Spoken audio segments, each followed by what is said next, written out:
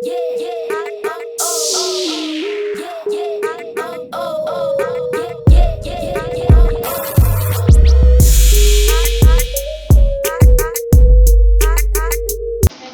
Number 95 के ऊपर numerical पे हम पहुंच गए और ये है न्यूमेरिकल नंबर 11। इसमें हमसे कह रहा है 10 ग्राम बुलेट इज फायर्ड। तो मैं इसको ऐसे लिख देता हूं, मास ऑफ बुलेट हमारे पास कितना है 10 ग्राम। आपको पता है हमें हर चीज मास किसमें चाहिए होता है, किलोग्राम। तो हमें किससे डिवाइड करना है 1000। तो जब इसको 1000 से डिवाइड करेंगे तो कितना हो जाएगा हमारे पास 100 ग्राम। 100 ग्राम। तो इसको 1000 से डिवाइड करें कितना हो जाएगा 0.1 kg। ठीक है, is fired from A 10 kg gun. तो मास ऑफ गन जो है वो कितना है हमारे पास 10 kg है हमारे पास, विद स्पीड ऑफ 1000 मीटर पर सेकंड। तो मैं इसको लिख देता हूं, स्पीड ऑफ बुलेट हमारे पास है 1000 मीटर पर second. What is the speed of recoil of gun? हमें स्पीड ऑफ रिकॉइल मालूम करनी है। सॉल्यूशन देखिए ये कैसे करना है हम लोगों ने कुछ ऐसे करेंगे। अच्छी तरीके से देखिएगा, जब गन हम चलाते हैं, जब कोई बुलेट फायर करते हैं तो बुलेट कैसे फायर होती है। एक्चुअली होता ये है कि गन के अंदर जो बुलेट होती है, जब हम ट्रिगर उसका दबाते हैं तो उसमें पिन होती है जो कि बुलेट से आगे टकराती है। तो यानी गन की पिन और बुलेट के दरमियान क्या हो रहा है, कोलिजन। दोनों आपस में क्या कर रहे हैं, टकरा रहे हैं। तो हम कौन सा लॉ यूज करेंगे, law of conservation of momentum. मैंने आपको पहले बताया था जहां कहीं फिजिक्स में कोलिजन आ जाए, अगली चीज क्या देखेंगे आप, मोमेंटम। और जहां कहीं लीनियर मोमेंटम हमने पढ़ा था लास्ट क्लास में, अभी मैं बता रहा हूं ना।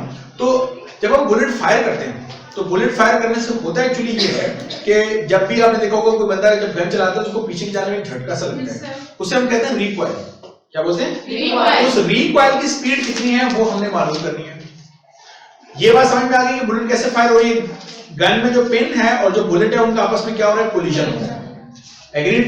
जहां के कोलिजन हो वहां हम क्या चीज पढ़ते हैं, मोमेंटम। तो I am using law of conservation of momentum.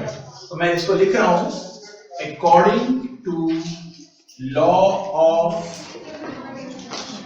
Conservation of momentum या लीनियर मोमेंटम, एक ही बात है। अच्छा, अब law of conservation of momentum क्या है, अगर आपको याद हो, मैं इसको थोड़ा सा ना आसान करके आज ऐसे लिख लेता हूं। मैं ऐसे लिख देता हूं कि ये हमें कहता है टोटल मोमेंटम क्या बिफोर कोलिजन, ऐसे ही ना, हमेशा बराबर होता है टोटल मोमेंटम आफ्टर कोलिजन के। एग्री? इस बात से मुत्तफिक हैं। और टोटल का मतलब है, जाहिर सी बात है, दो बॉडीज के दरमियान कोलिजन हो रहा है। तो हमारे केस में बुलेट और गन। तो हमारा जो होगा, मैं इसको ऐसे कहूंगा कि this is the momentum of bullet plus momentum of gun. किसके लिए, बिफोर के लिए। और इसी तरीके से मैं कहूंगा कि हमारे पास momentum of bullet plus momentum of gun है, किसके लिए, आफ्टर के लिए, आफ्टर फायर। ठीक है, this is before fire and this is after fire. Agreed? अब मोमेंटम लिखना कोई मसला नहीं, आपको पता है मोमेंटम क्या होता है, product of mass and velocity. तो जनाब आली, बुलेट का मास कितना है हमारे पास 0.1। जब हमने बुलेट गन में रखी हुई है और अभी फायर नहीं किया, बिफोर फायर, तो क्या बुलेट कोई मूव कर रही है वहां पर गन में, रेस्ट में, तो उसकी वेलोसिटी कितनी होगी, 0 प्लस फायर करने से पहले। अब हमने मोमेंटम किसका लिखना है, गन का। तो गन का मास मल्टीप्लाई बाय गन की वेलोसिटी। तो गन का मास कितना है मेरे पास 10, और फायर करने से पहले गन भी क्या है, रेस्ट, तो उसकी वेलोसिटी कितनी है, 0 इज इक्वल टू। सही है बात? ठीक है, अब मैं ये वाला काम कर रहा हूं, या मैं इज इक्वल टू जरा इधर ही लगा दूं ताकि आसानी रहे। तो ये वाला काम हो गया, अब इस तरफ आते हैं।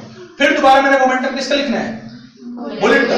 तो बुलेट का मास कितना है मेरे पास 0.1, और बुलेट कितनी स्पीड से मूव कर रही है फायर करने के बाद, 1000 मीटर पर सेकेंड। एग्री? प्लस जब हमने फायर कर दिया तो गन का मास अभी भी कितना है 10, और क्योंकि गन का मोमेंटम लिखना है ना, और गन की वेलोसिटी कितनी है उसी को तो हम कह रहे हैं रिकॉइल।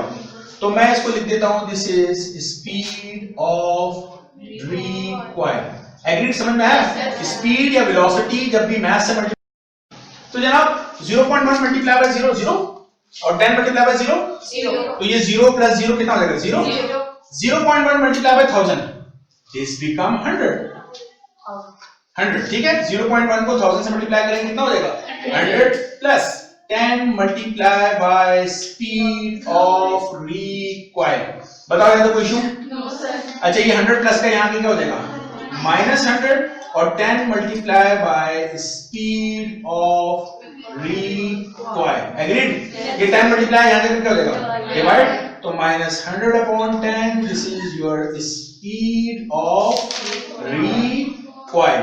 अच्छा 0 से 0 कैंसिल कर दें तो -10 बचा, तो दिस इज -10 कह रहे हैं या इसको 10 मीटर पर सेकंड कह रहे हैं। इस माइनस का मतलब है, गौर से सुन लीजिएगा, ये माइनस डायरेक्शन को रिप्रेजेंट कर रहा है। बुलेट कहां जा रही है? आगे की तरफ। गन कहां जा रही है? पीछे की तरफ। तो ये माइनस साइन सिर्फ किस बात को रिप्रेजेंट कर रहा है? Opposite direction.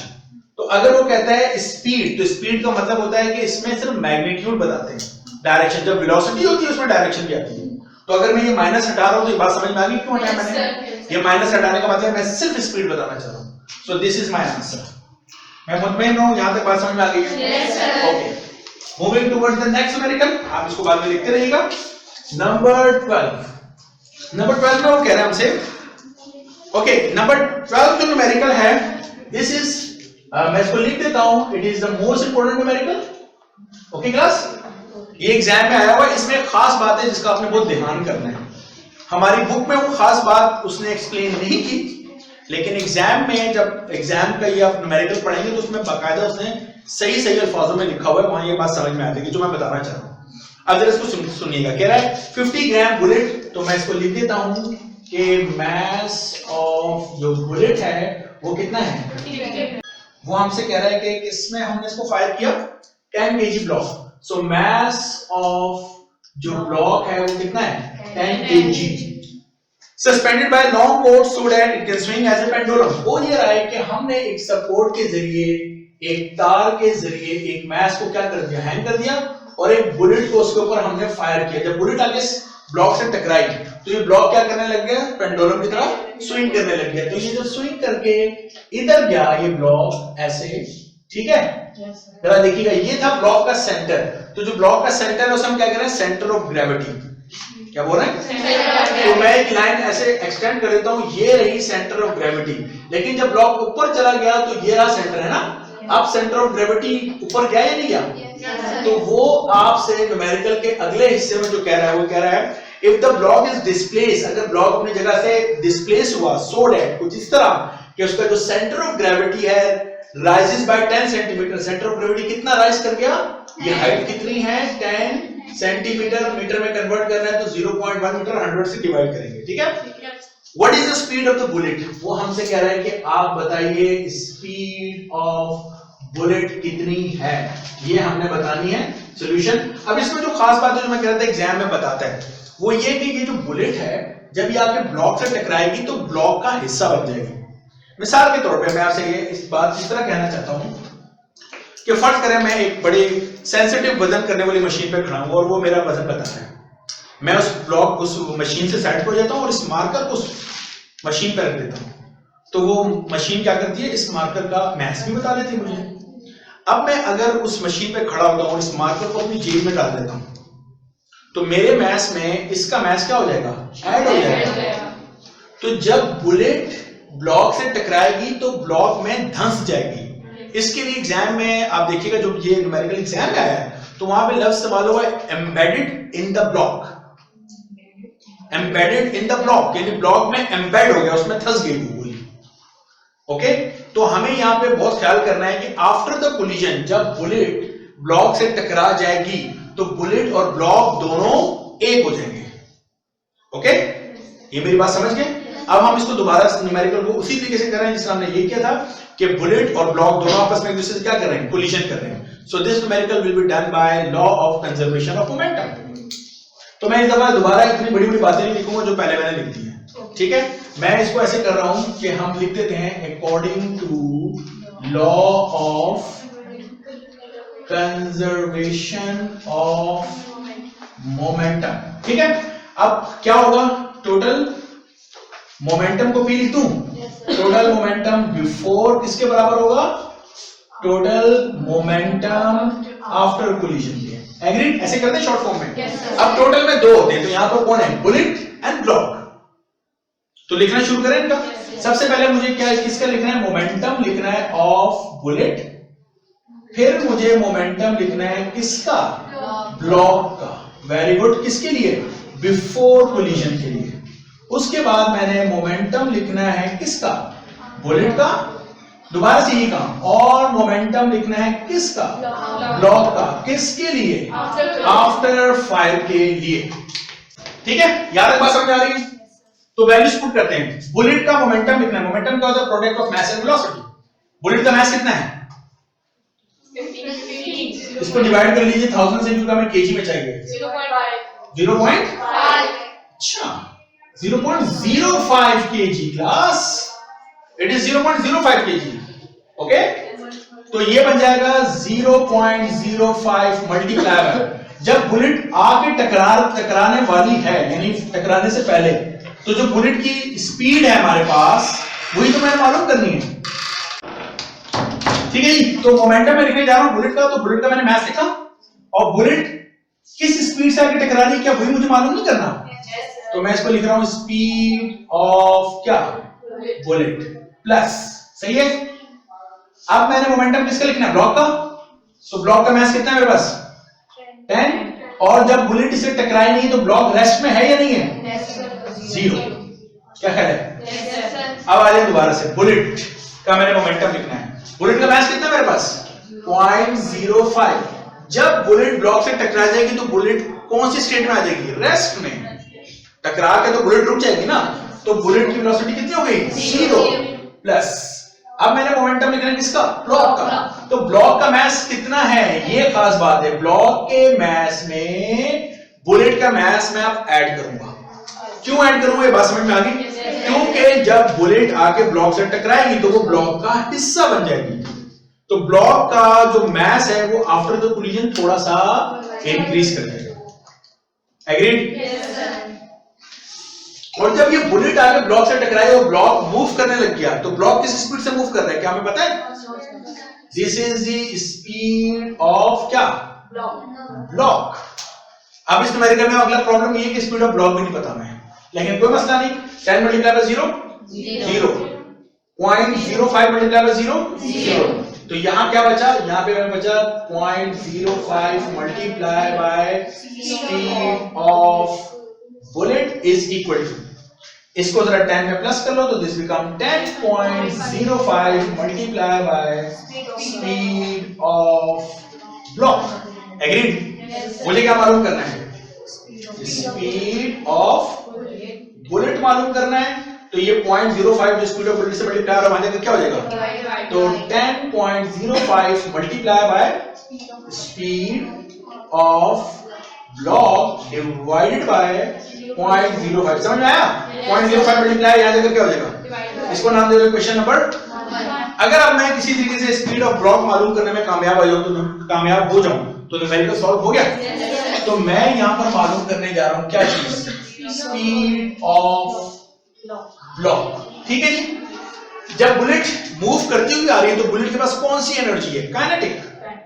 और जब बुलेट आकर ब्लॉक से टकराई तो ब्लॉक अपनी जगह से ऊपर गया है। जब भी कोई चीज नीचे से ऊपर जाती है तो कौन सी एनर्जी होती है, पोटेंशियल।